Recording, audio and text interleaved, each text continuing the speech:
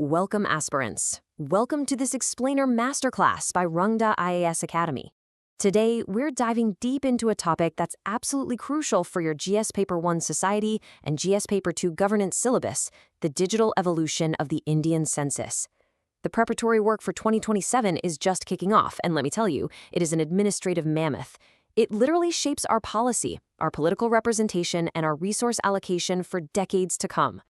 Thank you, sir. All right, students, here's our quick roadmap for today's explainer.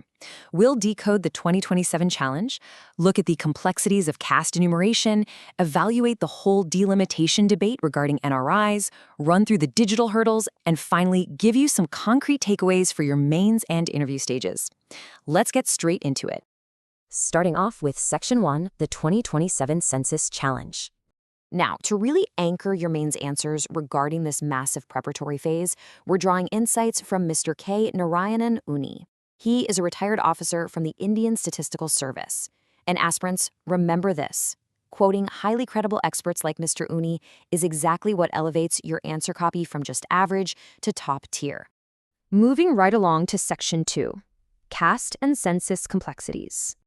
So the big news here is that incorporating caste into the census has actually delayed the vital pre-testing phase.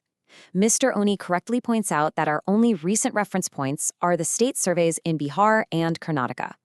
The critical takeaway for your GS1 paper is community resistance. You see, these state experiences clearly show that there will inevitably be communities who are just not ready to accept their numbers. That is a massive socio-political hurdle you need to highlight. This brings us to Section 3. Delimitation and NRI impact. To truly grasp why political representation is at stake during this upcoming delimitation, we need to clear up some prelims concepts first. The Constitution doesn't actually specify if the census should be de jure, meaning counted at your usual place of residence, or de facto, counted where you are physically present at the moment. While India uses what we call an extended de facto method. Basically, we count absentees who stayed at least one night during a specific 20-day window, along with full-time visitors.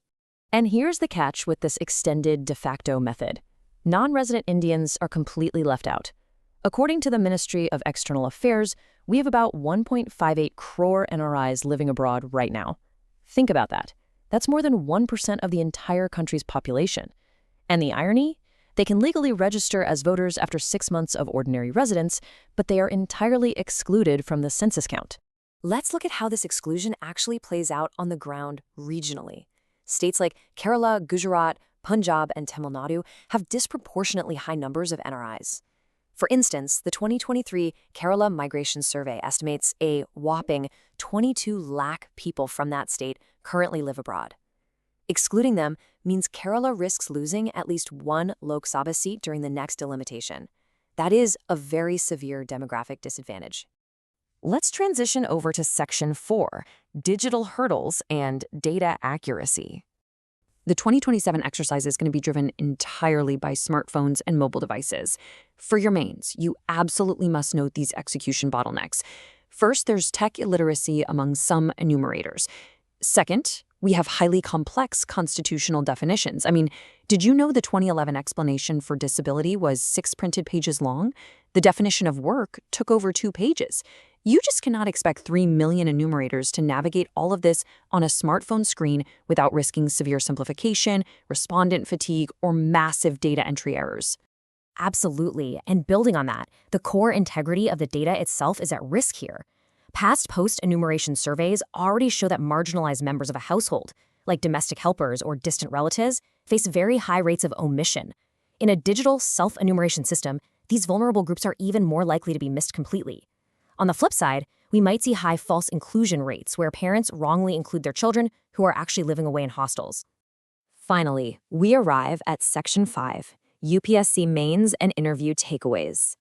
So, as future administrators, what is your way forward here? Well, experts suggest a very concrete administrative solution, pre-testing an appropriately worded question specifically on NRIs to fix this massive data gap. Now, imagine you're sitting before the UPSC interview board and they ask you, given the impending delimitation, should India shift its census methodology to formally enumerate the 1.58 core NRIs? How would you answer? You need to carefully weigh the digital logistical challenges against the fundamental constitutional need for fair representation. Ponder over that, keep studying hard, and we'll see you in our next explainer.